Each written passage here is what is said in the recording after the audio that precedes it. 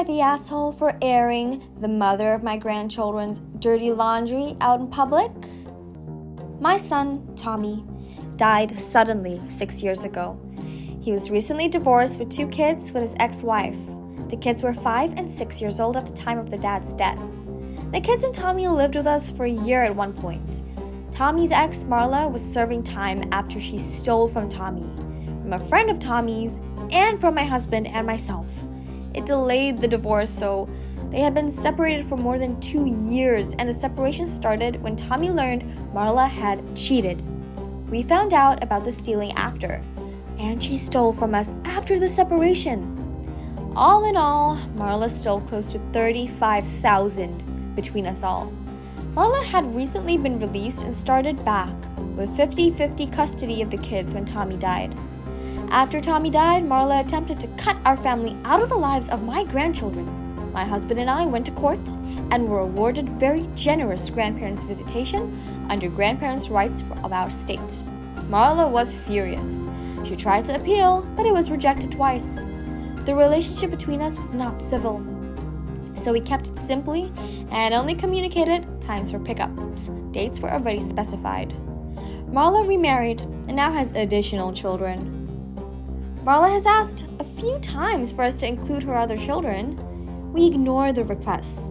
She has yelled at us when we pick up our grandchildren and doesn't care if they hear. We stay silent generally. My husband and myself have no wish to be a part of her other children's lives or play any sort of role in her and her current husband's life. We have a relationship with our grandkids. They're close to us as we are them, and they never ask to include their half-siblings, so we keep things as they are.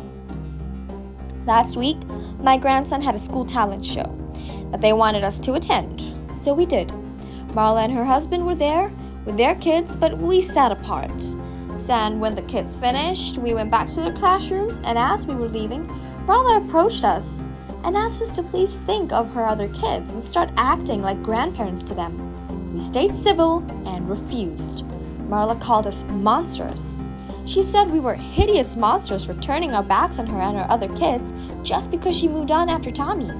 She accused us of cruelty to children. She was very loud. I lost my temper and told her if she had wanted us in her life, she wouldn't have cheated on our son and stolen from him, his friend, and us, and ended up going to prison. I told her we owed her nothing, and we owed her children nothing, and she needed to accept that our grandkids would always be our grandkids, but she was no longer part of our family. Marla reacted to others hearing this and told me I had no right to air her dirty laundry publicly, that I should have kept that out of our mutual dispute. Am I the asshole? So, my opinion on this is that, she actively tried to stop you visiting your grandchildren and now is complaining you're not grandparents to her other children?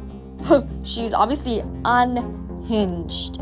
I wouldn't let what she says bother you unless, it hurts the kids. But she tried to keep you from your grandchildren. As far as I feel, you really owe her nothing. And while it's not good to argue with her in public, what you said was right. In fairness to OP, she started it. She didn't want to have this disagreement in public, then she shouldn't have approached them in the first place. 100%. Marla wanted to publicly shame OP and spouse, and is now pissed off because they pulled a reverse Uno card on her? Too bad. She just wants a free babysitter. Probably wants all the kids gone at the same time.